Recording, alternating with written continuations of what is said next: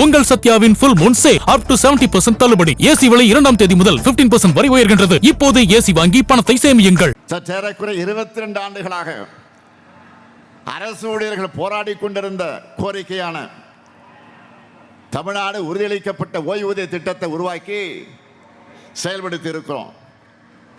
இப்படி எல்லா வகையிலும் தமிழ்நாடு இன்றைக்கு டாப்ல வந்திருக்கு. இதுதான் பாஜக தலைமைகளை செயல்பட்டுக் கொண்டிருக்கக்கூடிய அதிமுக உள்ளிட்ட அடிமை கட்சிகளுக்கு எல்லாம் எரிச்சலை உண்டாக்கி இருக்கு. அதனால தமிழ்நாட்டை எப்படியாவது கலவர பூமியாக்கி விடலாம் என்று திட்டமிட்டு ஏராளமான போலி செய்திகளை தொடர்ந்து பரப்பி பார்த்தாங்க. கலவர வெறியோடு தெரிஞ்ச அவங்களுக்கு ஏமாற்றம் தான் மிஞ்சி இருக்கு. அவங்க பரப்புறது எல்லாமே அவதூறு தான் உண்மை வெளிப்பட்டு இன்றைக்கு மக்களுக்கு முன்னாடி அசிங்கப்பட்டு நிற்கிறாங்க. தமிழ்நாடு இன்று தலை நிமிர்ந்து இருக்குது. அந்த பெருமிதத்தோடு தான் தமிழ்நாட்டோட எதிர்கால வளர்ச்சிக்கான திட்டங்களோடு வாக்கு கேட்டு மக்களான உங்களை சந்திக்க உங்கள் ஸ்டாலின் இன்றைக்கு திருவாரூருக்கு வந்திருக்கிறேன். நேற்று முன்தினம் நான் வெளியிட்ட இந்த தேர்தல் அறிக்கை சூப்பர் ஸ்டார் என்று இதற்கு பெயரை சூட்டி இருக்கிறோம். ஆக நான் வெளியிட்ட இந்த தேர்தலுடைய சூப்பர் ஸ்டார் நம்ம தேர்தல் அறிக்கையை நீங்களாம் பார்த்தீங்களா? டிவியில் பார்த்தீங்களா? பத்திரிகையில் படிச்சீங்களா? என்னென்ன வாக்குறுதிகள் செய்திகளில் எல்லாம் நீங்கள் கேட்டிருப்பீங்க. அதெல்லாம் வாக்குறுதிகள் மட்டும் இல்லை, திராவிட மாடல் 2.0 நிச்சயம் நிறைவேற்ற இருக்கக்கூடிய திட்டங்கள். அதில் முக்கியமானது இல்லத்தரசிகளுக்கு கூப்பன் வழங்கக்கூடிய திட்டம். எவ்வளவுக்கு கூப்பன் தர போறோம்? கேட்கல. 8000 ரூபாய்க்கு கூப்பன். இந்த கூப்பனை வச்சு உங்க வீட்டுக்கு தேவைப்படுகிற வீட்டு உபயோக பொருளை புதுசாகவும் வாங்கிக்கலாம், இல்லைன்னா பழைய பொருளை எக்ஸ்சேஞ்ச் பண்ணியும் புது பொருளை வாங்கிக்கலாம். உங்களுக்கு பிடிச்ச கடையில் உங்களுக்கு பிடிச்ச பிராண்டை வாங்கிக்கலாம். அது என்னென்ன பொருட்களை சொல்லி இருக்கிறோம்? Fridge, washing machine, TV, grinder, mixie, microwave அவன், மின் அடுப்பு. இதில் உங்கள் வீட்டுக்கு எது தேவையோ அதை வாங்கிக்கலாம். நான் திருப்பி இன்னொரு நினைவுபடுத்துகிறேன். என்னென்ன பொருளை குறிப்பிடுகிறோம்? Fridge, washing machine, TV, grinder, mixie, microwave அவன், மின் அடுப்பு. இதில் உங்கள் வீட்டுக்கு எது தேவையோ அதை வாங்கிக்கலாம். அது மட்டும் இல்லை, இனிமேல் மாதந்தோறும் பெறக்கூடிய மகளிர் உரிமை தொகை 2000 ரூபாயாக கிடைக்கப் போகுது. அடுத்து காலை உணவு திட்டம். இது குழந்தைகளுடைய பசியை போக்குற திட்டம் மட்டுமல்ல, இல்லத்தரசிகளுடைய பணிச்சுமையை குறைக்கக்கூடிய திட்டம்.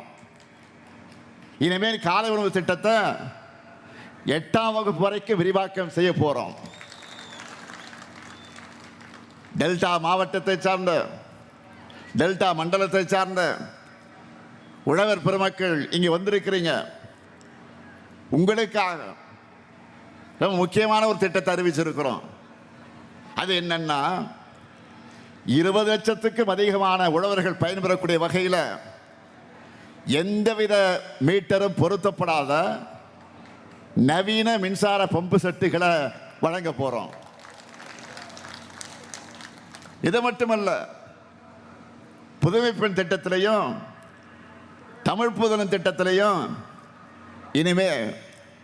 உங்க வீட்டு பிள்ளைகள் படிக்க மாசம் 1500 ரூபாய் வழங்க போகிறோம். உயர்கல்வி படிக்க போற உங்களுக்கு பசங்களுக்கு அடுத்தடுத்த 5 வருஷத்துல 35 லட்சம் மாணவர்களுக்கு லேப்டாப் கொடுக்க போறோம். அந்த பிள்ளைகள் உயர்கல்வி முடிச்ச உடனே வேலை வாய்ப்பு பெறக்கூடிய வகையில் நான் முதல்வன் திட்டத்தில் பயிற்சி கொடுத்து மாசம் 1500 ரூபாய் உதவித்தொகை 6 மாசத்துக்கு வழங்க போறோம். சோழ நாடு சோறுடைத்தது என்ற பெருமை கொண்ட டெல்டா மக்களான உங்களுக்கு மகிழ்ச்சியான மற்றொரு வாக்குறுதி. நெல் கொள்முதல் விலை குவிண்டால் ஒன்றுக்கு 3500 ரூபாயாக உயர்த்தி வழங்கப்படும். கரும்பு கொள்முதல் விலை டன் ஒன்றுக்கு 4500 ரூபாயாக உயர்த்தி வழங்கப்படும்.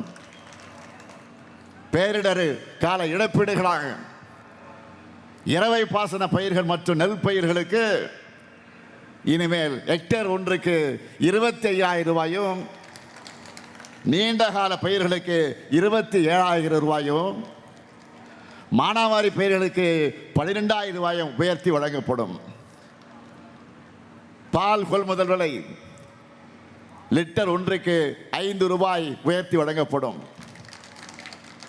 முதியோர் உதவித்தொகை 1200 ரூபாயிலிருந்து 2000 ரூபாயாக உயர்த்தப்படும். மாற்றுத்திறனாளிகளுக்கான உதவித்தொகை 1500 ரூபாயிலிருந்து 2500 ரூபாயாக உயர்த்தப்படும்.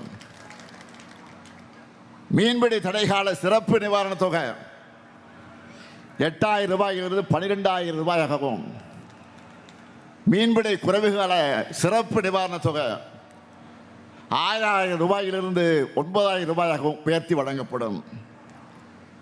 மகளிர் சுய உதவி குழு சகோதரிகளும் இங்கே வந்திருப்பீங்க.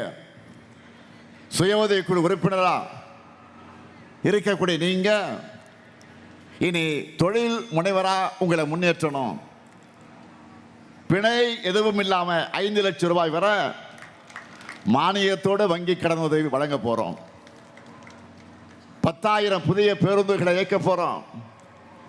இன்னும் லிஸ்ட் பெருசா இருக்கு. இதுக்கெல்லாம் முத்தாய்ப்பா ஒரு மாபெரும் தொலைநோக்கு திட்டம் அறிவிச்சிருக்கிறேன். டெல்டா மாவட்டங்களுக்கான சிறப்பு வளர்ச்சி திட்டம். உறுதியா சொல்றேன், அடுத்த 5 ஆண்டுகளில் டெல்டா பகுதிகளுக்கான உட்கட்டமைப்பு மாறப்போகுது. இப்படி தமிழ்நாட்டுடைய எல்லா பகுதிகளும் வளர்ச்சி காண்பதற்காக அடுத்த 5 ஆண்டிற்குள் 20,000 கோடி ரூபாய் அதற்காக ஒதுக்க போறோம். இவ்வளவு நேரம் சொன்னதெல்லாம் கொஞ்சம்தான். தேர்தல் அறிக்கை புத்தகத்தில் இன்னும் ஏராளமாக இருக்கு. நான் கலைஞருடைய மகன். சொன்னதை நிச்சயம் செய்வேன். அது மட்டுமல்ல, சொல்லாததையும் அதிரடியாக செய்வேன். இது மக்களுக்கான, உங்களுக்கு மட்டும் இல்ல, நமக்கு எதிராக இருக்கக்கூடிய என்டிஏ கூட்டணிக்கும் தெரியும். 2011 2021 வரைக்கும் தமிழ்நாட்டை பாழாக்கி தலைகுனிய வச்ச அதிமுக 2014 இந்தியாவை மோசமான நிலைக்கு அழைச்சிட்டு போயிருக்கக்கூடிய பாஜகவிடம் சரணாகதி அடைஞ்சு ஒரு கூட்டணி அமைச்சிருக்கு. அந்த கூட்டணியில் பாஜக கிளை செயலாளராக இருக்கிறார். அதிமுகவை அழிவுப்பாதையில் அழைச்சிக்கிட்டு போற திரு பழனிசாமி அவர்கள் பிஜேபியுடைய கிளை செயலாளராக இன்றைக்கு மாறி இருக்கிறார். இப்போ அவர் நம்ம தேர்தல் அறிக்கையை பார்த்து புலம்ப தொடங்கி இருக்கிறார். அது எந்த மாதிரி புலம்பல் தெரியுமா? நம்ம திட்டங்களான மகளிர் உரிமை தொகை, கனவு இல்லம், விடியல் பயணம் போன்ற திராவிட மாடல் திட்டங்களை காப்பி அடிச்சு அதிமுக தேர்தல் அறிக்கையில் வெளியிட்ட அவர் நம்முடைய தேர்தல் அறிக்கை பார்த்து காப்பி அடிச்சிட்டோம்னு புலம்புறார். பழனிசாமி அவருடைய அறிவுத்திறத்துக்கு சேக்கிழார் எழுதின கம்பராமாயணம் தொடங்கி பல எடுத்துக்காட்டுகள் இருந்தாலும் இப்ப புதுசா ஒரு எடுத்துக்காட்டு வந்திருக்கு. அவருக்கு எதை பற்றியும் புரிதல் கிடையாது, தொலைநோக்கு பார்வையும் இல்லை என்பதை தன்னுடைய உணர்வுகளால் நிரூபிச்சுட்டு இருக்கிறார். அவருடைய உணர்வுகளே ஹைலைட் எது தெரியுமா? எப்படி உங்களுடைய திட்டங்களை நிறைவேற்றுவீங்க அப்படின்னு கேட்டா வரியை உயர்த்தி நிறைவேற்றணும்னு சொல்றார். பழனிசாமி அவர்களை மட்டும்தான் இப்படியெல்லாம் சிந்திக்க முடியும்.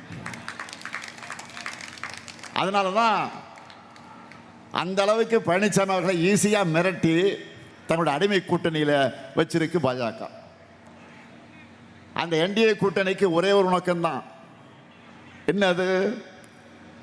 தமிழ்நாட்டு வளர்ச்சியை தடுக்கணும், திராவிட மாடல் ஏற்படுத்தி இருக்கக்கூடிய இந்த வளர்ச்சியை அழிக்கணும். இதுதான் என்டியோட கூட்டணியின் நோக்கம். என்டியோட தலைமையாக இருக்கிற பாஜகவுக்கு தமிழ்நாட்டில் நம்ம எதிர்க்கிறதுக்கு வலிமை இல்லைன்னு அதிமுகவை விலைக்கு வாங்கியிருக்கு. பொதுவாக பாஜகவை பொறுத்த வரைக்கும் மக்களுக்கு நல்லது செய்யாது. ஆனால் தேர்தல் வந்துடுச்சுன்னா கண்துடைப்புகளுக்காக பட்ஜெட்டில் சில அறிவிப்புகளை கொடுப்பாங்க. ஆனால் தமிழ்நாட்டுக்கு அதை கூட செய்ய மனமில்லாத வஞ்சக எண்ணத்தோடு இருக்கக்கூடிய உருவம் தான் என்டிஏ. பாஜக ஒன்றியத்தில் ஆட்சிக்கு வந்ததற்கு பிறகு தமிழ்நாட்டுக்கு எந்த நன்மையும் செஞ்சதில்லை, எந்த சிறப்பு திட்டத்தையும் செய்யல, நாம் வச்ச எந்த கோரிக்கையும் நிறைவேற்றலை. மதுரையில் ஒரு எய்ம்ஸ் அறிவிச்சாங்க.